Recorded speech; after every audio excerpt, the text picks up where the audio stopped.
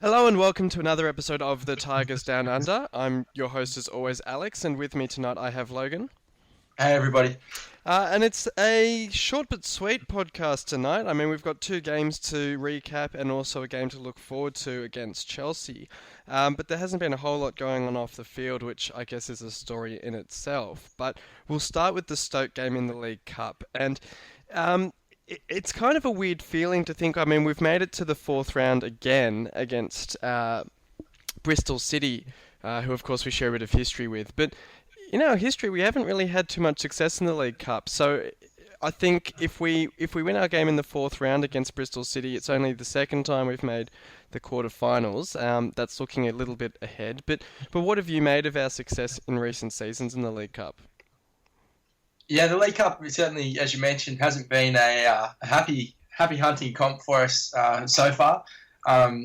It always seems like we end up drawing Arsenal in a cup tie, whether it be FA or the League Cup. But certainly the signs have been quite positive so far, and I really, to be honest, wasn't expecting that victory over Stoke. Particularly after we went 1-0 down. So yeah, it was quite an interesting result, and certainly a positive one. Yeah, I mean, we've usually traditionally gone to Stoke and struggled to win games, and it's usually a 1-0 margin to Stoke. And then obviously after they got that first goal, it looked like that was going the same way. But a wonder strike from Ryan Mason at the end of the first half, and then a beautiful team goal right at the death kind of set up that win. And they were both goals from new players. So obviously really promising for both of them. And from what you've read about the game, from the highlights you've seen and so on, what did you make of the new players who actually played in the game? Yeah, well, as you mentioned, the two goal scorers, Mason and Henriksen, getting on the sheet was incredibly impressive. And particularly, as you mentioned, the fashion that they got on. Mason's goal was an incredible finish, and really kind of announced him to the Tiger Nation. And Henriksen finishing off that beautiful team goal. Obviously, they're the standout performers, if you like. But just to kind of see those signs so early, it's certainly a positive. And then obviously Marshall in goal as well. I mean, it was our first sight of him. Yak's been in goal in the Premier League, and I think Kushak was in goal for the first round of the League Cup that we participated in. But Marshall made quite a few impressive saves, and especially towards the end, I think there was one passage where there was maybe two or three Stoke shots in a row where he was able to get down low and actually keep them out, which was really great to see. Yeah, and I think we touched on that in previous weeks about the Marshall versus Yak competition and who was going to get that number one spot. We sort of knew exactly what player we had in Marshall, and it was just a matter of how well Yak could hold on. So I guess we're probably not too surprised to see Marshall pulling off the saves that you mentioned. It's kind of what we expect from him. But it can only be a positive thing to have that as our first choice keeper or our number two playing in the fashion that he was. We'll get onto the Premier League result in a little bit, but I just wanted to ask you in terms of the League Cup. I know last season we made it to the quarterfinals and still got promoted, and it didn't seem to have too much of an effect. But if we were to beat Bristol City in the next round, and say we drew a winnable game in the quarterfinals, at what point do we start to take it seriously, even if our league form is still struggling along? Obviously, we're anticipating it'll improve a little bit after this tough run of fixtures, but from your point of view, which is more important at this stage? Is it to play perhaps our depth in the League Cup, get them all playing games, first team experience, or would you start to play some of the senior players, first team players, and really give it a crack? My belief with the two cup competitions are, particularly in the rounds, you don't really place too much importance on them, rather than or other than you to get your younger players or players who haven't been playing some minutes under their belt. And I think that's probably the case until we kind of reach the quarterfinals. Then you kind of not really hoping or wishing for too much, rather than getting game time and getting the players who aren't playing rotation. And that's all. Come quarterfinals, if we were to get a tasty-looking fixture, then perhaps you might start to look to change it around. But certainly in the round games, up until then, there's no real urgent need to start throwing any of the heavy names in. And what do you make of getting Bristol City in the draw? I mean, I think I saw a little bit of disappointment on Twitter from some people, which I was a little bit surprised by because, from my perspective, we're going to play the Man Cities, the Uniteds, the Arsenals, the Chelseas in the league this season. I'd much rather have a tasty game against a championship side who we otherwise wouldn't face. I mean, probably from my point of view, the optimal tie would have maybe been Leeds at home, but failing that, I mean, we've got a pretty decent history with Bristol City as well. Yeah, certainly not a fixture that I was too concerned about. As you mentioned, we already have the big guys. That's the point of playing in the Premier League. So I'm a little bit surprised to hear people's disappointment over that fixture. When I saw it, I was quite happy about it. Despite Bristol having a few good results, I know they pumped Fulham on the weekend. And Tammy Abraham, I think, is absolutely on fire for them. Yeah, and despite losing Jonathan Codger to Villa, they still look like they've got quite a little bit in their cabinet. Absolutely.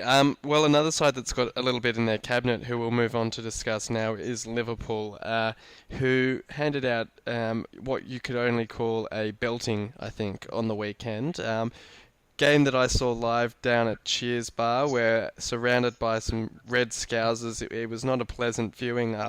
Probably about 20 minutes into the game when it was 1-0 to Liverpool and things were well on their way. But are there positives that we can take out of this game? We'll try and start with the positives. What did you take out of it that might kind of set us on our way going forward?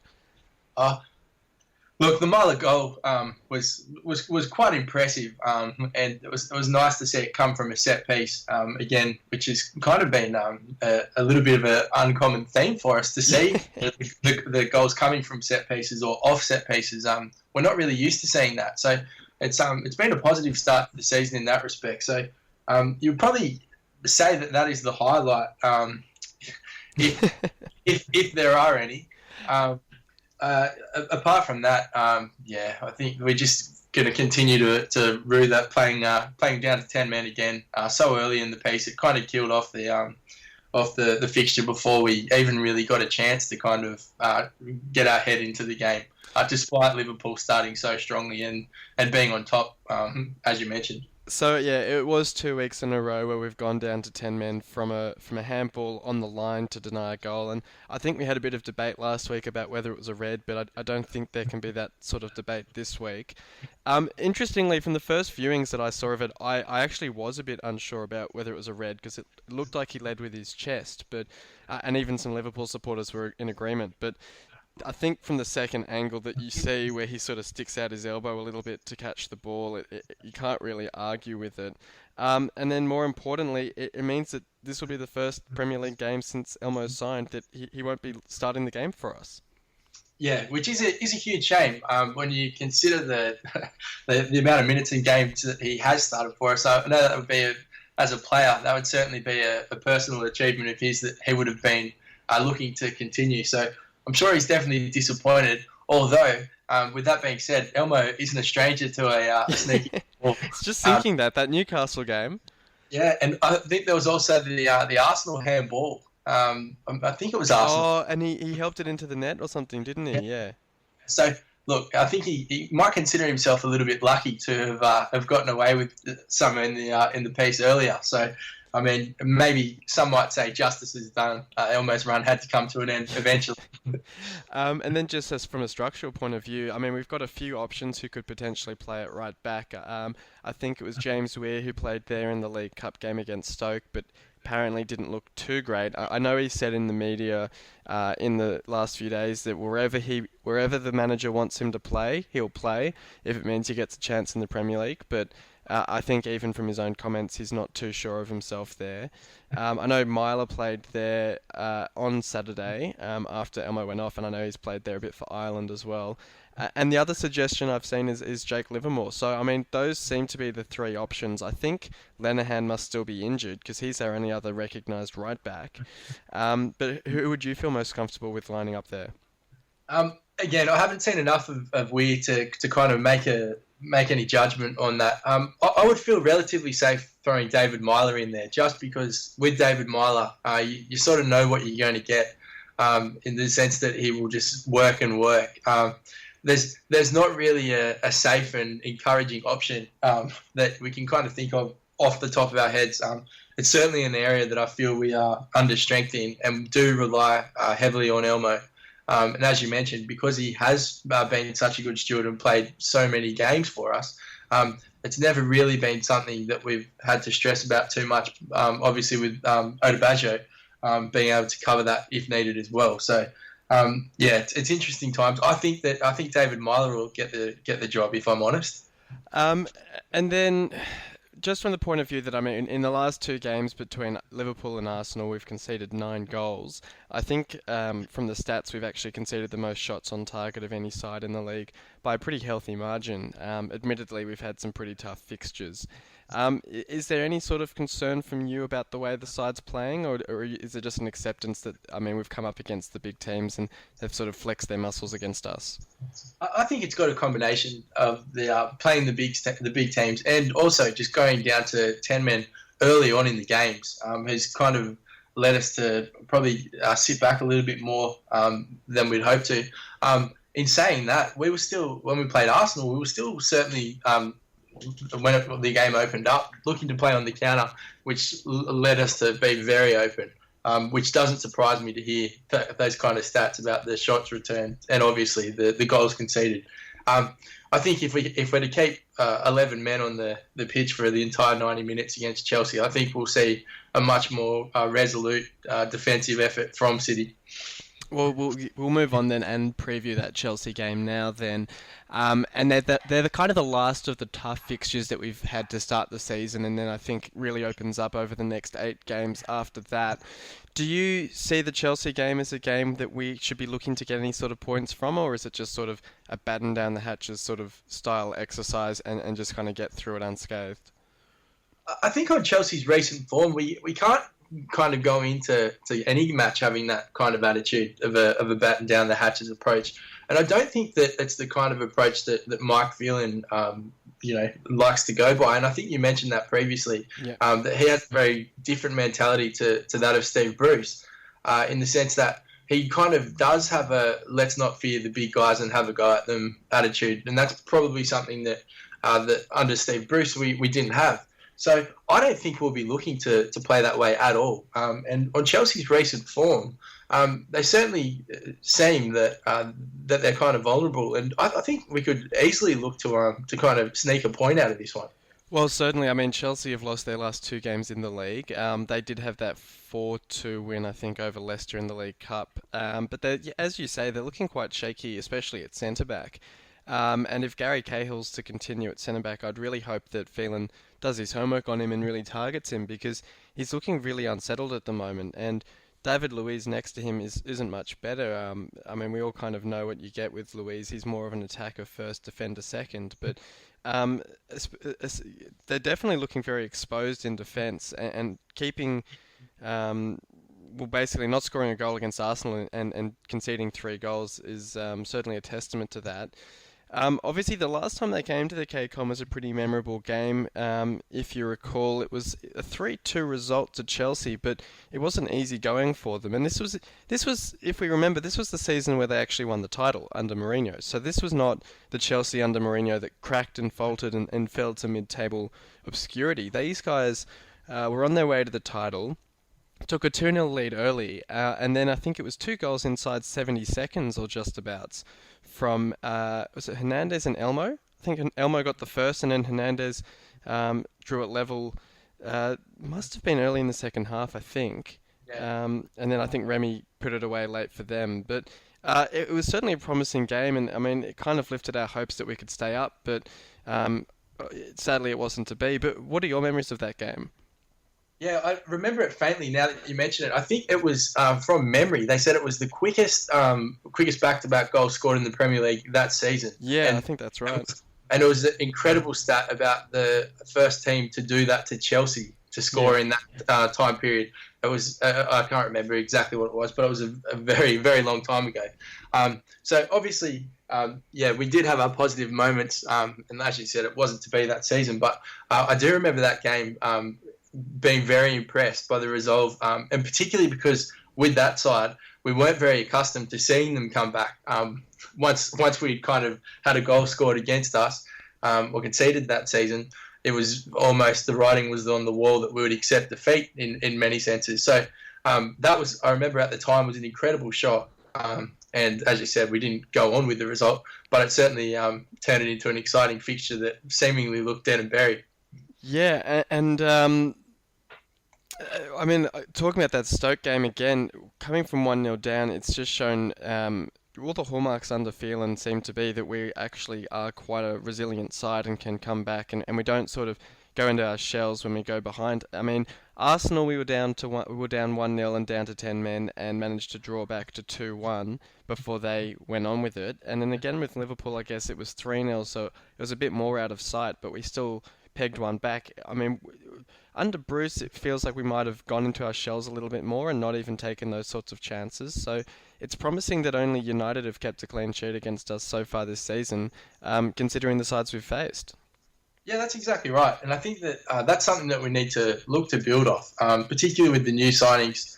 The fact that we probably do seem to have a much more impressive attack, particularly with Snodgrass fit, that we've seen the returns that he's been getting. So the fact that we can back ourselves to know that if we do find ourselves in a bit of a hole, there are goals coming is always a positive sign. And I think once we get our defence right, over the last 2 weeks, you mentioned how shaky we've been. It might be something to really look forward to. It's exciting times for the City faithful if the goal returns that we hope are coming seem to gel with this attacking unit. And you've just mentioned those new signings, and obviously we saw Mason and Marshall both get their full debuts against Liverpool. Do you see any of the other new signings making their way into the first 11 against Chelsea?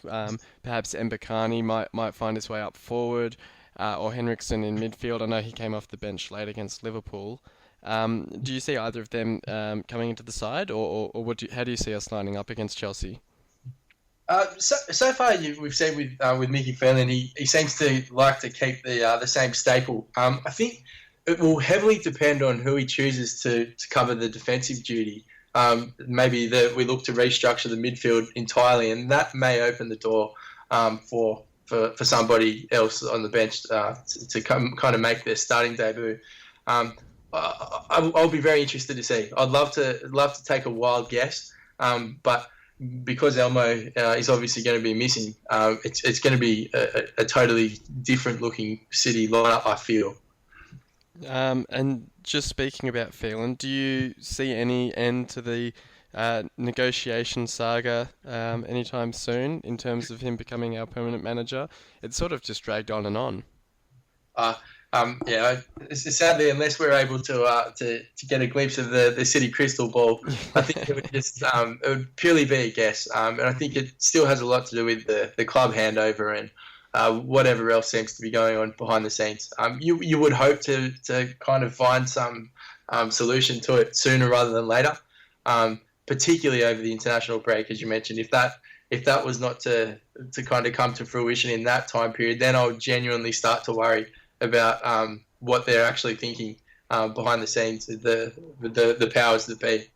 And then just finally on that international break, we've got a 2-week break coming up with some of the players away. It's hard not to listen to the news coming out of England in regards to their national side and Allardyce and all of the trouble that he's been in. And of course, one familiar name has emerged as a potential candidate to replace him. So what's your thoughts on Steve Bruce potentially taking over for England?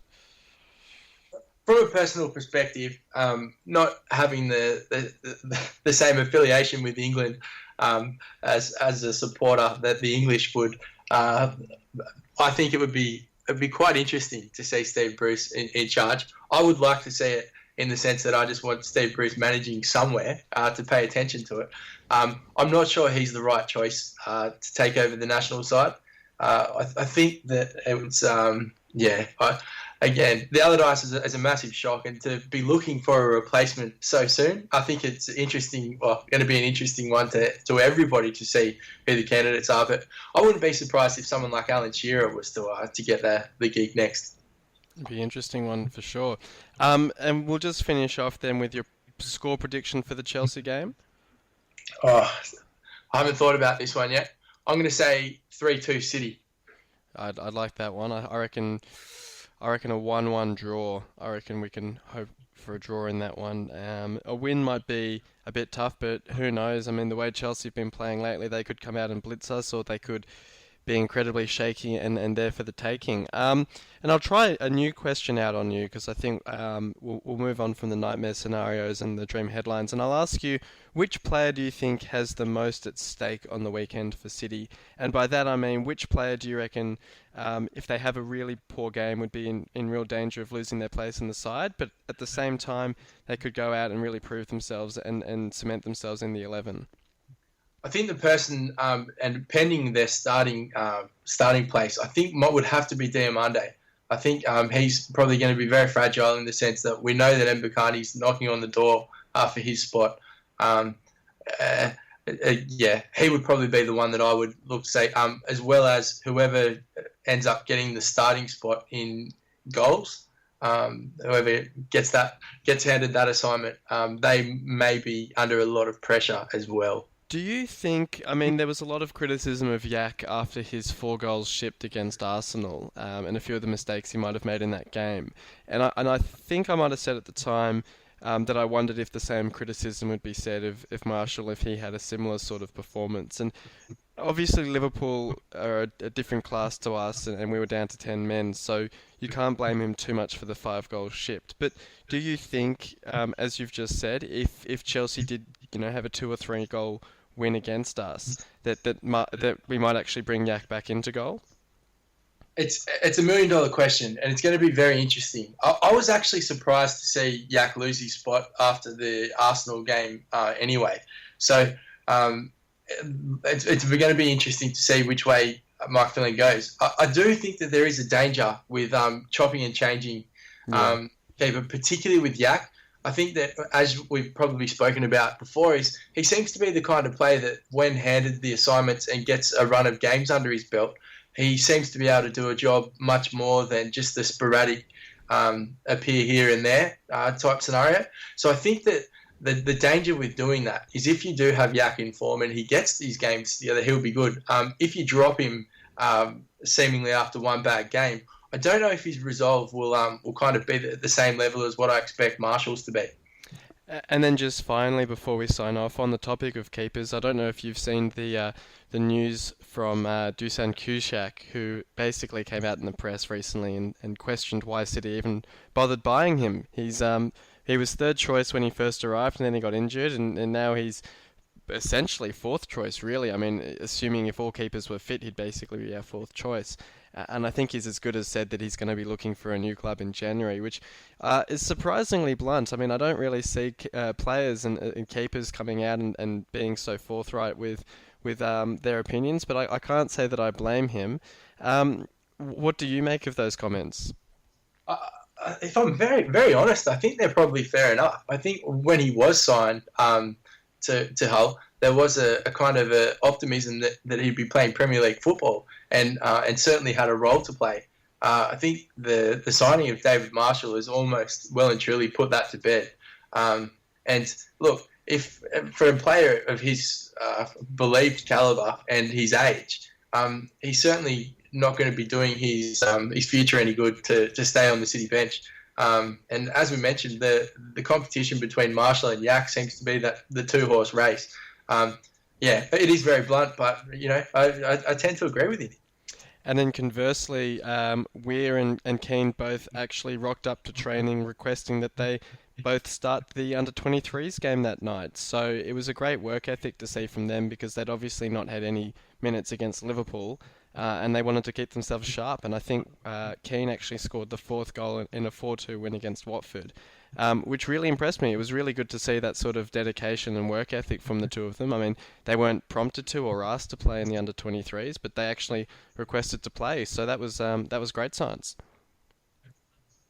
Yeah, certainly. Any players of that young blood caliber that are coming up with that kind of work ethic and attitude, as you mentioned, that can only be a positive thing for the club, and particularly if you can get those guys scoring goals in the 23s, then they won't be short of confidence when called upon in the first team. So yeah, it's certainly a positive sign. It's certainly positive signs for the future, and it's hopefully on the way up for City. We've had a couple of tough results lately, but hopefully, starting with the weekend against Chelsea, we can sort of get an upturn in form, and the future might look a bit brighter. So, thanks very much for coming on, Logan. Not a problem. And thank you everyone for listening in. Hopefully next week or the week after, judging by the international break, it'll depend on when we record the next podcast. But until then, we've had an article published in the official Supporters Club magazine about the Tigers Down Under. So if you're a member of the OSC, you might want to grab a copy of that and give it a read, because it's a good little article on the group and what we're all about. But otherwise, apart from that, either chat to us on Facebook or Twitter or follow us on YouTube. And until next week, come on, City. You've been listening to the official Hull City Australia podcast. For more discussion, join us on Facebook in the Hull City AFC Australian Supporters Group, or follow us on Twitter at Hull City AFC Oz. The music was created by Amber and Black.